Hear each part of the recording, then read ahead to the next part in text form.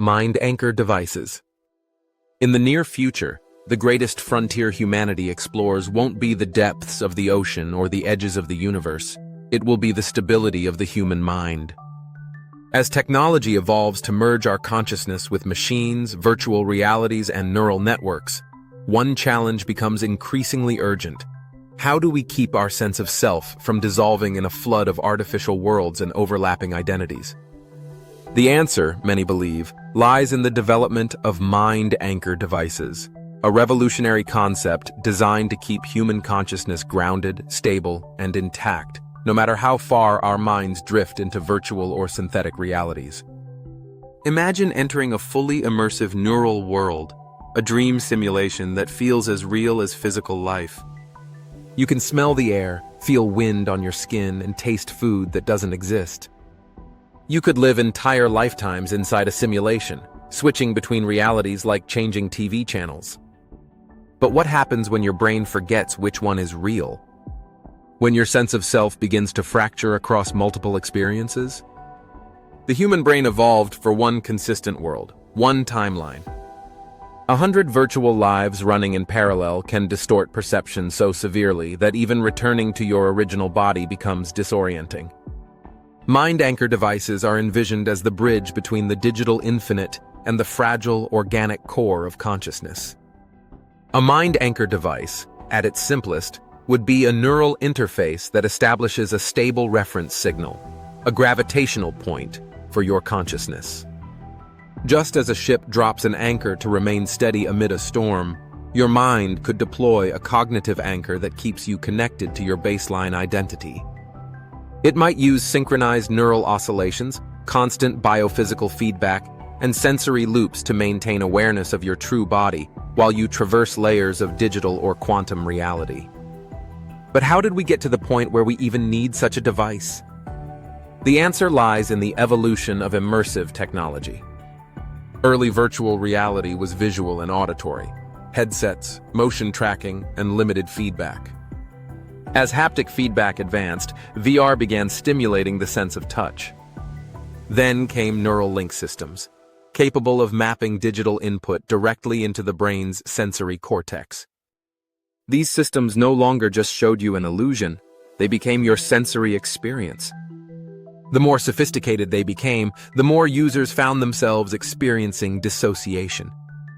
Some even reported reality hangovers, psychological aftereffects where the physical world felt less vivid, less real. Cognitive psychologists began calling this phenomenon neural drift syndrome. Patients described losing track of time, identity, and even emotional continuity. A soldier training in a neural combat simulation might carry the trauma of a simulated death into waking life. A person living a simulated relationship could grieve a breakup that never occurred. Neural drift wasn't just a technological glitch. It was a fundamental existential hazard of the mind. The solution demanded more than software patches. It required a new field, cognitive stabilization engineering. Mind anchor devices became the centerpiece of that field. They were designed not just as hardware, but as mental stabilizers, systems capable of synchronizing brainwave coherence between virtual and biological states. In theory, when you enter a simulation, your anchor maintains a live neural resonance with your physical brain. It constantly reminds the subconscious of your origin state, your body's pulse, temperature, and subtle sensory feedback. Even as your digital avatar feels wind or pain or emotion in a simulation, the anchor keeps a thread connected to the physical self. One proposed model involves quantum-entangled bionodes, tiny neural implants containing paired quantum particles. One half stays in the body, the other syncs with the simulated environment's neural feed. Any deviation between the two is corrected instantly, preserving coherence. If the simulated brain begins to diverge from baseline identity, the anchor sends a corrective wave, re-establishing cognitive balance. It's like emotional GPS for the mind. No matter how far you roam, you can always find your way home. Philosophers and neuroscientists debate what home even means in this context. If your memories, sensations, and emotions in a simulation are as vivid as real life, Is returning to your biological body truly home? Or is it simply one version of you returning to its assigned anchor point? Mind anchor devices force us to redefine the idea of self. The anchor doesn't just protect the body, it preserves continuity of identity, ensuring that consciousness remains a singular narrative rather than a fractured anthology of digital lives. From a technological standpoint, the engineering behind such a device is staggering. It requires seamless integration between the human nervous system, quantum-level communication, and psychophysical modeling. To maintain coherence, an anchor must measure real-time brainwave data, emotional tone, chemical balance, and energy consumption, all while transmitting synchronization pulses that feel natural, not intrusive. Developers speculate that the human brain may eventually learn to feel its anchor, almost as an internal compass, a subtle sense of direction pointing toward reality. Psychological applications extend far beyond virtual reality. In mental health, mind anchors could stabilize patients with dissociative disorders or trauma by re-establishing core identity signals. For astronauts enduring sensory isolation, anchors might simulate the grounding feeling of Earth's gravity and atmosphere. In deep space missions lasting decades, where time dilation and solitude distort perception, a mind anchor could preserve emotional continuity across years.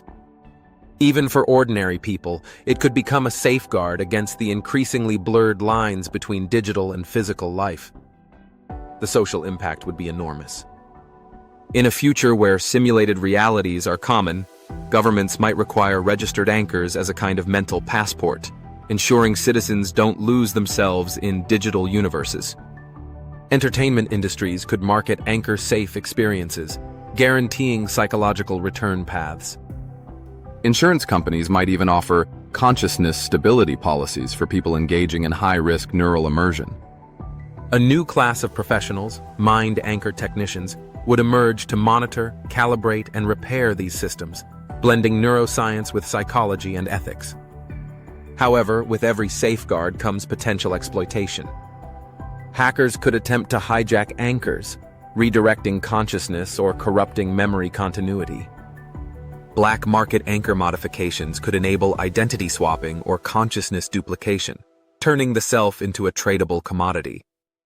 The dark web of the future might host anchor scramblers, tools that allow people to detach from their physical existence entirely, becoming permanent residents of artificial worlds. The line between transcendence and annihilation would blur. Philosophers of consciousness argue that anchors could paradoxically limit human evolution. If technology allows minds to explore infinite realities, why constrain them to one true identity? Perhaps detachment isn't a flaw, it's the next stage of existence. Mind anchors, they say, are the last chains keeping us tied to the primitive concept of individuality. Others counter that without anchors, consciousness would dissolve into chaos, an ocean of fragmented identity without continuity or meaning. Stability, they insist, is what allows growth. In neuroscience labs, early experiments are already exploring the foundation for such devices. Brain-computer interfaces today can record and stimulate specific regions of the brain, allowing communication between neural networks and machines.